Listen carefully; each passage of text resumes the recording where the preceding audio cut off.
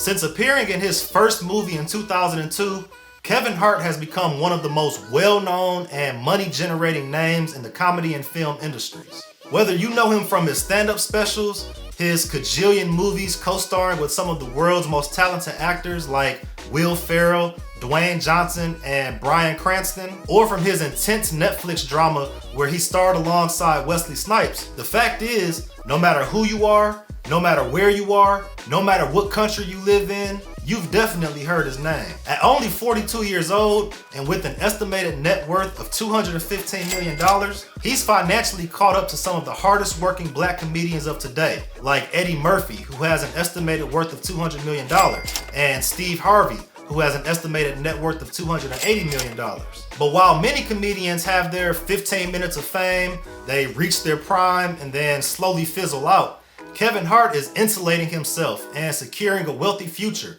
no matter what happens to his comedy career in the long term. Because while Eddie is a producer and a director on top of being an actor, and Steve Harvey has a daytime television show and a radio show, every dollar that they earn relies on their hard work.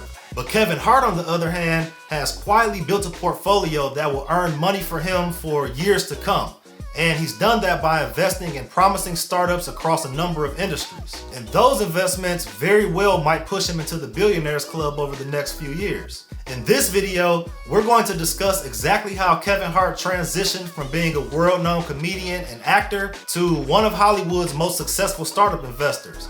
And we're going to get started right now. Kevin Darnell Hart was born in 1979 in Philadelphia to Henry Robert Witherspoon and Nancy Hart. He was raised mostly by his mother, since his father was a drug addict who was in and out of jail and really in no position to raise Kevin and his brother. In fact, Kevin will once say that his father was so deep into his habit that he stole $20 that young Kevin received as a gift. See, his gift of comedy may not have really been a gift at all. It was more of a coping mechanism and a way for him to find some type of joy while dealing with the struggles of having a drug-addicted parent. Ironically, comedy is often born from tragedy, and some of the funniest people in the world also have the saddest stories. Shortly after graduating from high school, he moved to Massachusetts and got a job as a shoe salesman. He started participating in local comedy competitions, and as he won more and more competitions, his name started buzzing. And every competition that he won was like another brick that he added onto the foundation that he would later build his career upon. Back in the year 2000, he was invited to Montreal's Just for Laughs Festival, which is one of the world's largest comedy festivals that is attended by top club promoters and film casting agents. But while it was a great opportunity for Kevin to potentially impress some industry bigwigs, his manager talked him out of it, convincing him to wait until the next year and to prepare to make sure that he was ready. Heeding to this advice, he showed up to the festival in 2001 and ultimately rocked the show. With his name now being mentioned among all the people who mattered, his manager spent the next few months setting up auditions for roles in movies and different television series. And eventually, he caught the eye of a controversial record label owner who had transitioned into producing several successful hood films. And this person was none other than Dame Dash. Dame offered Kevin a role in his upcoming indie film, Paper Planes. The film had dismal success, and while it was a financial flop, it did add an important piece to Kevin's resume and helped him develop relationships that would later propel his career forward. And that break would happen when Dame Dash received a call from a young director looking for a talented black actor for a new television pilot for a show called North Hollywood. That director just happened to be Judd Apatow, who would go on to become one of the most well-known comedy film directors with titles like Superbad, Get 'Em to the Greek, Fun with Dick and Jane, and Step Brothers. Dame Dash suggested Kevin Hart, who flew to Los Angeles to meet with Apatow. He got the role, and he would appear next to two other rather unknown actors, at least at the time, named Amy Poehler and Jason Segel. They shot the pilot, but unfortunately it was never picked up. But later, when Apatow went on to create a new show called Undeclared, which would appear on Fox, he pulled Kevin back in for 3 episodes. And now Kevin Hart was both on film and on television. Over the following years, he would land several other movie roles, like Scary Movie 3 and Along Came Polly. And look, you know the rest. For the next 15 years, he'd acted in more than 60 movies, with many of them grossing over $100 million. Some of his most successful roles include Jumanji, which grossed $962 million worldwide, and The Secret Life of Pets, which grossed $875 million globally. But this video really isn't about his accomplishments on camera, so I'm not gonna go through all of his movie and film successes. But the whole point is that by 2016, he had already earned hundreds of millions of dollars from his endeavors, developed relationships with some of the most powerful and influential people in entertainment, and helped generate billions of dollars in box office revenues. And now he was ready to take his money and skills to a new area: angel investing and venture capital. And since 2016, he's invested millions of dollars into at least 13 startups, creating a portfolio that could very well push his $215 million net worth to over $1 billion in the next several years. So let's take a look at some of the companies in his portfolio. Many of these you may have never heard of, but file them in your long-term memory because I guarantee that some of these will become extremely familiar to you in the future. Kevin Hart began building his startup portfolio in 2016 when he invested an undisclosed amount as the lead financer for the startup Tommy John. Tommy John is an undergarments company that claims to have fixed the problems with men's underwear by introducing smart design and introducing comfortable fabrics. Now, Tommy John hasn't been acquired yet, but it currently has an estimated annual revenue of $48.2 million. So although Kevin Hart hasn't gotten to that major payday yet with Tommy John, as one of the earliest investors and the lead investor in their seed round, there's no doubt that he's earning at least a few million dollars each year from his investment. And on top of that, I'm pretty sure that he never has to worry about buying underwear again. Now that's an investment that everybody wants to ride along to. From 2016 to 2019, Kevin Hart really hit the peak of his comedy career, starring in some of his most successful movies like Central Intelligence, Jumanji, The Upside, Night School, The Secret Life of Pets 1 and 2, and several others. So there probably wasn't much time for him to do a ton of due diligence, and as a result, he didn't invest in another startup for 3 whole years. Somewhere between that time, Kevin made an obvious fitness transformation and got ripped. And I'm not sure if that's what inspired his next investment, but in 2019, he invested in an undisclosed Series A for Health House. Health House is a workout gym type facility that focuses on rowing to help clients lose weight and gain muscle. And Kevin wasn't the only celebrity to see potential in Health House. The company also received investment from Russell Westbrook and the Chainsmokers. Currently, Health House has 3 locations, 1 in California and 2 in Kansas. Furthermore, they have recently partnered with the fitness company Forte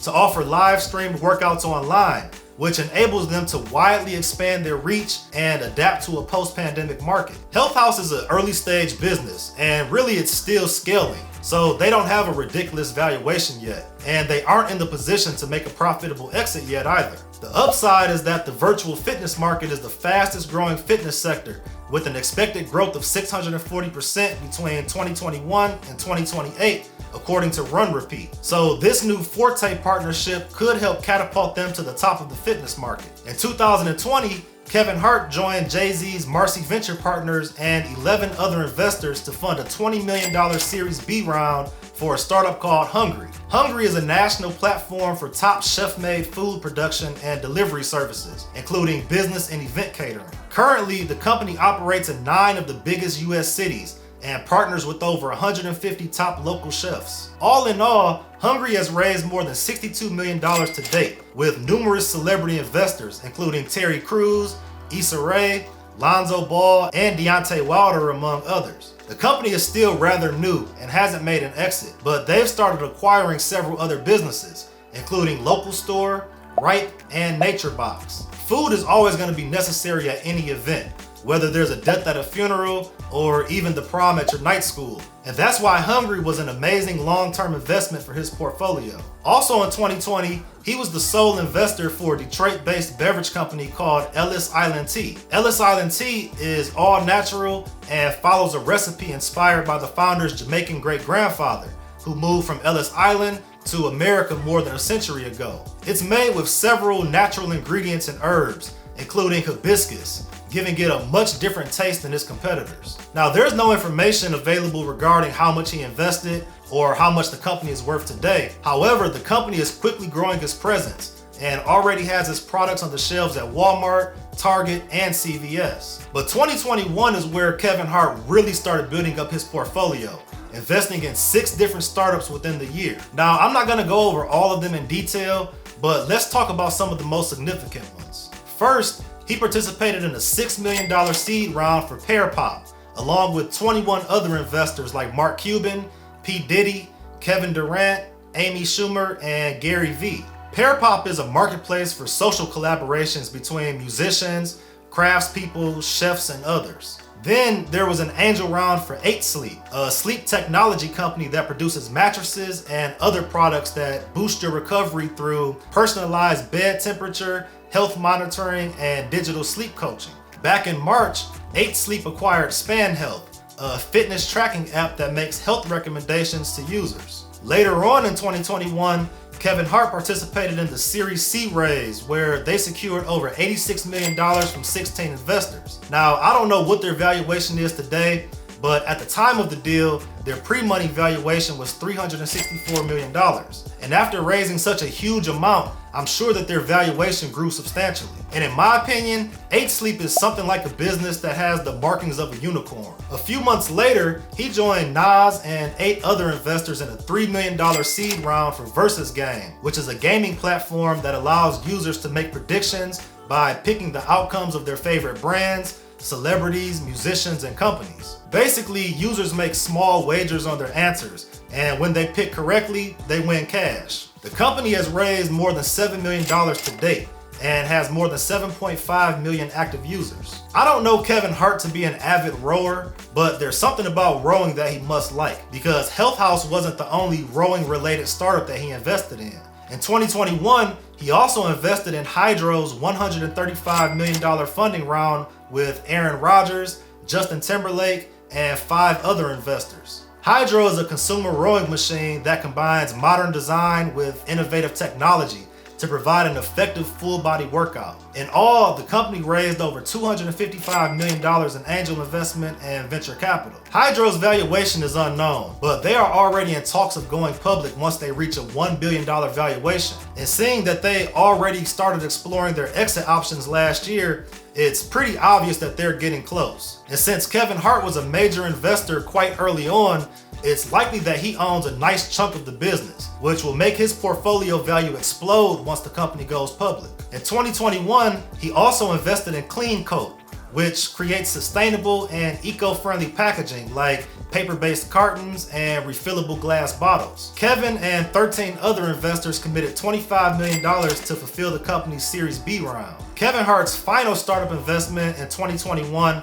was a Series D raise for Jackpocket, where they raised $120 million from 16 investors. Jackpocket is a lottery mobile app that allows users to buy official state lottery tickets. The company didn't release its valuation at the time of the deal, but earlier in that year, when they raised $50 million in a Series C, they did so at a $160 million valuation. At that time, they had around 2.5 million users. But by the time they raised money from Kevin Hart, they had more than 7.5 million users. So it's likely that their valuation increased to between $450 million and $500 million.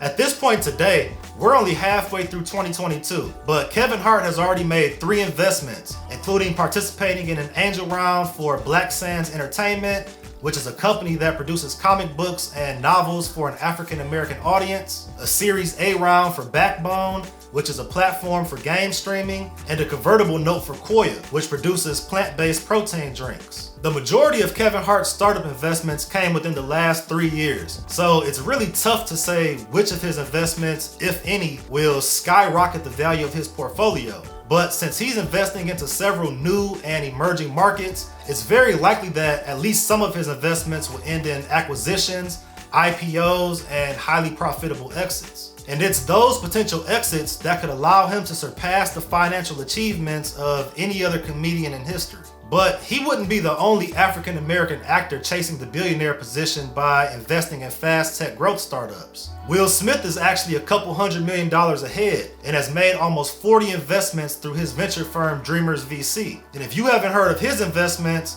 then you'll definitely want to check out this video right here, where we showcase his impressive portfolio. I hope you enjoyed this video, and if so, drop a like and subscribe down below. We drop new videos every week to help you launch and grow your startup, and we're looking forward to seeing you in the next one. Until then, take care and keep creating amazing shit.